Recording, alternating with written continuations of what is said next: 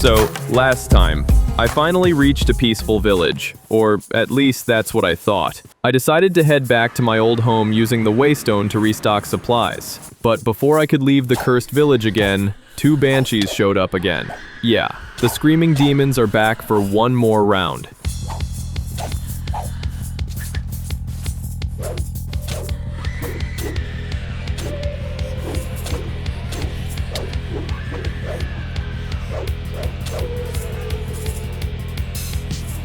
After somehow surviving that, I almost died again, because I drank too much water. Turns out it was filled with parasites. Boil your water, kids, unless you want to experience death by hydration. Later, I decided to kill a pig. Simple, right? Nope.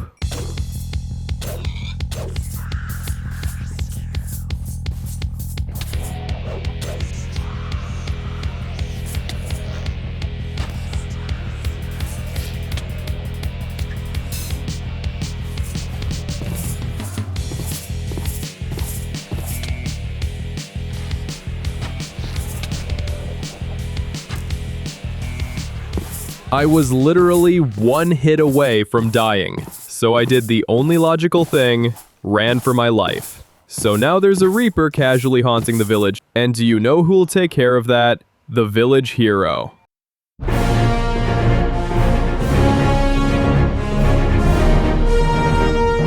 Which isn't me. In fact, I'm the village bandit. If they want me to get rid of that, they better hand me a bag of gold heavy enough to snap my spine. Later, I found out why this new village felt cursed. There was a giant cyclops living right next to it.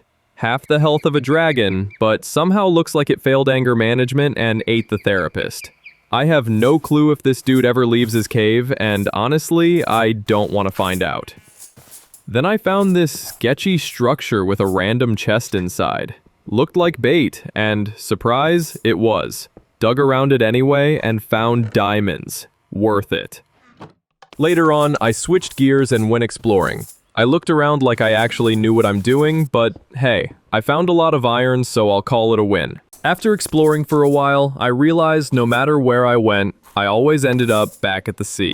Like bro, this island's layout feels like a cursed maze built by Satan himself. I'm convinced this place is the Bermuda Triangle. Cursed villages, sea serpents in the water, dragons on land, perfect vacation spot.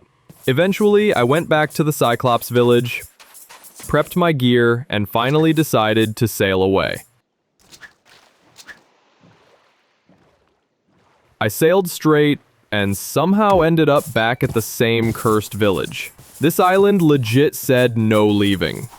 So I tried again. Different direction, new hope. And after trekking through a dense forest, I finally reached the shore of the ocean. Again. Then I took sail in the morning, and after 2 days, I finally reached a desert. The sun was setting, so I decided to rest. Next morning, I walked for about 2 minutes and found a dead dragon. Yes! Hell yeah! Hey, come on, baby! Come on! But guess what, boys? Anaconda is real after all. I tried shooting arrows to create some distance, which only tickled him. And to thank me, he swallowed me in one bite. I was prepared to die on that journey, so that loss is bearable. Barely. Ahem. So, a while back, I found a ravine right in the heart of the cursed village. This thing went straight to hell. At this point, I had nothing to lose, so I jumped in to investigate. Big mistake.